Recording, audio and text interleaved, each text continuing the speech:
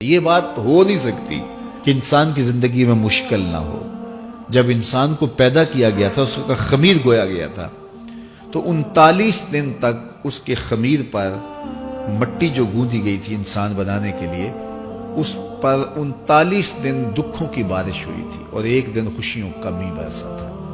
اور انسان کی زندگی میں خوشی اور غم اس تناسب سے ہے۔ لَقَدْ خَلَقْنَا الْإِنسَانَ فِي قَبْضٍ، انسان کی زندگی مشقتوں کا مجموعہ ہے، حالات کی تلخیوں کے سے مقابلہ کرنا پڑتا ہے، لیکن حالات مشکل ہو جائیں تو ان سے نکلنے کا راستہ کیا ہے؟ تو سنیے قرآن کیا کہتا ہے، وَمَن يَتَّقِ اللَّهَ يَجْعَل لَّهُ مَخْرَجًا وَيَرْزُقْهُ مِنْ حَيْثُ لَا يَحْتَسِبُ۔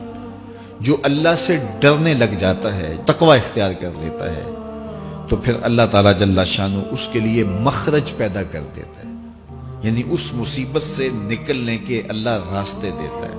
یہ اس شخص کا مقصوم ہے جو اللہ سے ڈرتا ہے۔ اس پر مشکلات اس پہ بھی آتی ہیں، یہ نہیں کہ اس پہ مشکلات نہیں آتی، زندگی کی مشکلات کا وہ بھی شکار ہوتا ہے، لیکن جو ہی مشکلات آتی ہیں ان مشکلات سے نکلنے کا اللہ اسے راستہ بھی عطا کر دیتا ہے۔ اور دوسری بات، وَيَرْزُقْهُ مِنْ حَيْثُ لَا يَحْتَسِبُ، اللہ اس کو وہاں سے رزق دیتا ہے جہاں سے اسے گمان بھی نہیں ہوتا، وہاں سے رزق دے دیتا ہے۔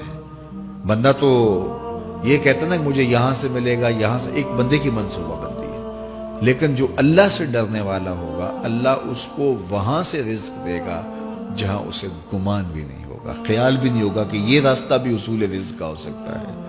تو یہ میرے رب کا وعدہ ہے اور میرے رب کے وعدے سچے ہیں۔ تو جب تم اللہ سے ڈرنے لگو گے تو یہ تخت و تاج، یہ دنیا کی عزتیں، یہ تمہارے قدموں میں ہوں گی۔ اس سے ڈرنے کا نتیجہ ہے جو تمہارا رب تمہیں عطا فرمائے گا۔ حضرت عمر رضی اللہ تعالیٰ عنہ کی خدمت میں ایک شخص آیا، اس نے کہا میرے ہاں اولاد نہیں ہے، تو آپ نے کہا استغفار پڑھا کرو۔ ایک دوسرا شخص آیا کہ صاحب بارشیں نہیں ہوتی، فرمایا استغفار پڑھا کرو۔ تیسرا شخص حاضر خدمت ہوا اور کہا کہ ہمارے ہاں قحط کا عالم ہے، فرمایا کہ استغفار پڑھا کرو۔ تو کوئی پاس بیٹھا تھا، اس کے اٹھ کے جانے کے بعد کہا کہ مختلف لوگ مختلف سوال لے کر آئے اور آپ نے ایک ہی جواب دیا کہ استغفار پڑھا کرو۔ تو کہا میں نے اپنی طرف سے تھوڑا دیا، یہ تو میرے رب کا فرمان ہے۔ کہا وہ کیسے؟ کہا سورہ نوح پڑھو، فَقُلْتُ اسْتَغْفِرُوا رَبَّكُمْ۔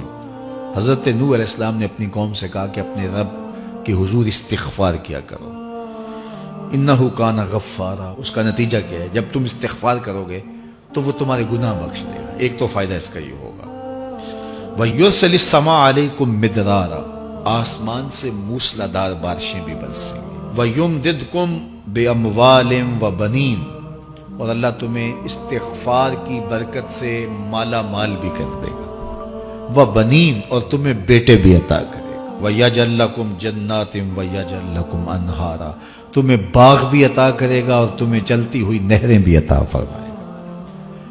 آج میں سمجھتا ہوں کہ پاکستانی قوم کو اجتماعی استغفار کی ضرورت ہے۔ آپ کے دریاؤں کا پانی سوکھ گیا، استغفار کریں گے اللہ تعالیٰ ان کو پانیوں سے مالا مال کر دے گا، بارشیں ہوں گی، قحط سالیاں دور ہوں گی، بے اولادوں کو استغفار سے اولاد نصیب ہوگی، اور معیشت کی بہتری جو ہے وہ استغفار کے ذریعے سے ہوتی ہے۔ تو یہ 5 چیزیں بیان فرمائیں، تو استغفار سے خوشحال زندگی کا تصور